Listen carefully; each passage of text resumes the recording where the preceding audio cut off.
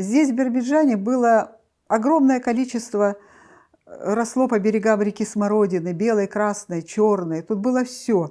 Тут была тайга, в которой было огромное количество всяких дикоросов. И вот он находил людей, которые привозили ему ягоды. С этих ягод он делал там сиропы. Сиропы были все натуральные. Это из голубицы, из смородины, из красной, белой, черной.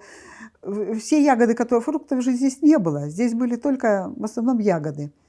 И вот он открыл там маленький цех на улице. Вот до сих пор я вот сейчас смотрю, уже нету этого цеха. Там был такой маленький деревянный цех. И он стоял много лет. Там был как бы склад продуктовый, и там дальше немножко был цех. И он сделал производство мороженого.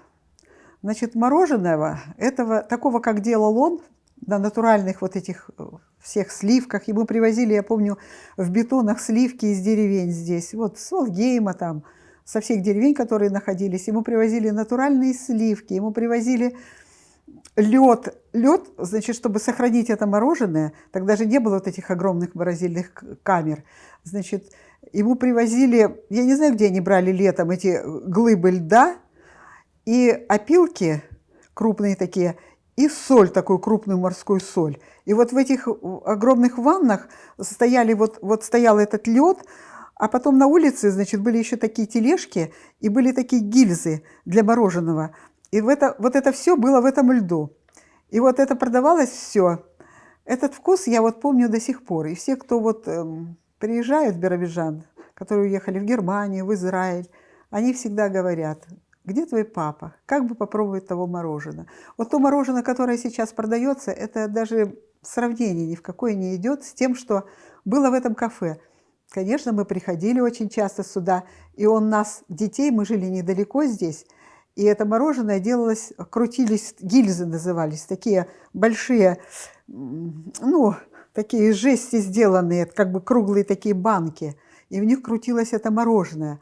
А потом, когда оно уже было готово, его переваливали в другие гильзы, и вот тележки там в городе были, которые вот были во льду, в соли, вот в этом, в опилках, и там продавали это мороженое, стояла очередь всегда, и в кафе в этом продавали. А эти гильзы надо было мыть.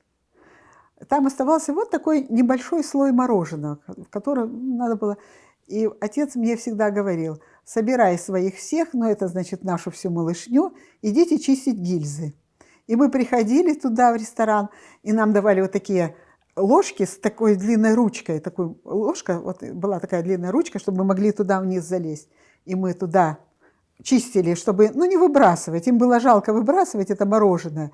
А так как мы тогда не особенно богато жили, ничего не было, и вот все эти дети с нашего дома, они приходили, все мои подружки, и мы чистили эти гильзы, так называемые, чистили, то есть наедались мороженого до ангины.